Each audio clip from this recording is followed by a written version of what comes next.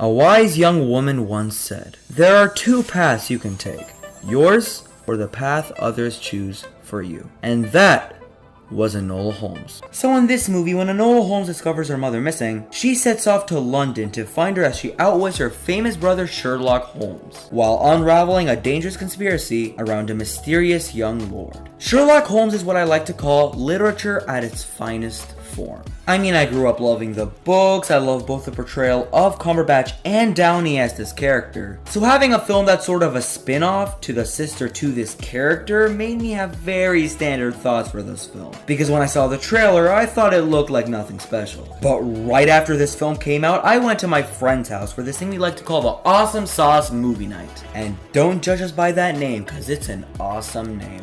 Go figure. And of all the movies we could have picked from, we picked Enola Holmes, and I was a little disappointed because I wanted to watch something fresh and new yet very delightful that's been done before but could still be done great. And surprisingly enough, that's the film I got, because this is a really great movie. So okay, where do I even begin with this movie? Because not only does it have great and amusing charm, a nice mystery, this brisk tone that I usually really warm up to, very dry humor that works very well in the script, but some scenes really caught me off guard in terms of the characters and the execution, and that's what I love about mysteries in films. And that's very rare to see in films we have now that always seems predictable, and this doesn't have that. But that's not it. For one, the acting in this movie is superb, but I think the one that needs to get the most credit is Millie Bobby Brown as Enola Holmes. She is literally the best thing in this movie. Even though I haven't read the stories of Enola Holmes, she feels like she brings this new fresh breath to this character that's very familiar but very unfamiliar, if you get what I mean. And what's so killing me is that in movies, female empowerment is a very tricky thing to do,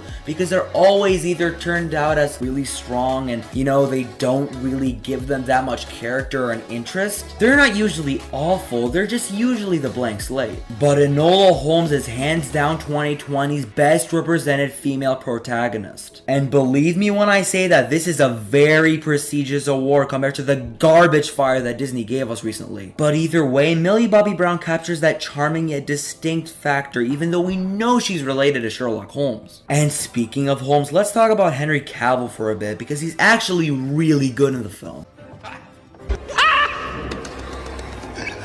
I'll admit I did kind of want more of his side story, to see more of his detective-ness, to see if he's actually a good Sherlock, but for what he's given, he's actually really solid. But again, it really doesn't matter, because the main center isn't about him, it's about Enola, which they do focus on very well. But there's still a lot more to love about this movie. The writing feels very poignant and sophisticated, but still very intriguing, and you can follow very well. The dry humor, even though I really could have used more of, was still really funny and had some great comedic timing. The action scenes, the way the mystery flows, to the pacing, I mean, it all works. That is, for maybe two little minor things, and it doesn't ruin the movie in any sense, but it does kind of make me a little checked out at times. The first thing is that even though the film is very well paced, I did feel some moments of boredom on display. And that's mainly with the people talking about the unnecessary babble, which is fine if they do it maybe once or twice or maybe 3 times, but not a good chunk of the movie. Usually when it comes to mystery movies, my number one worry is usually how long the runtime is. This film is 2 hours long, and granted that's not a very long runtime, it did feel a little long at times, and I feel like if it cut down 10 or 15 minutes, it would have felt and been much better. And the second issue I have is that even though I like Enola and the way she monologues the entire story,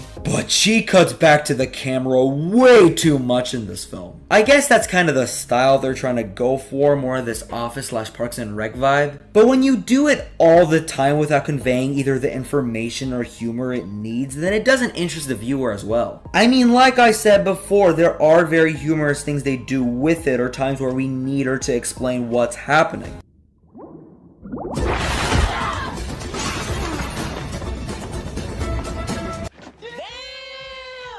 But then she goes full Dora the Explorer on us and she goes, "What do you think we should do?" And a part of me really wants to see the live action Dora come up and say "Sí," while Enola answers "Fabuloso! Mission cumplida!" But like I said before, those little nitpicks I say don't distract me entirely from the movie, because in the end, this is still a fantastic film. I'd honestly love to see more sequels to this film, and maybe, just maybe, it can compete with the great Sherlock Holmes. So I'm gonna give this movie a 9 out of 10. It's a great, innovative, old school yet stylistically engaging little film that I highly recommend to everybody that loves a good old mystery. Because let's be honest, it's at least not like Holmes and Watson. Seriously, why did they make that?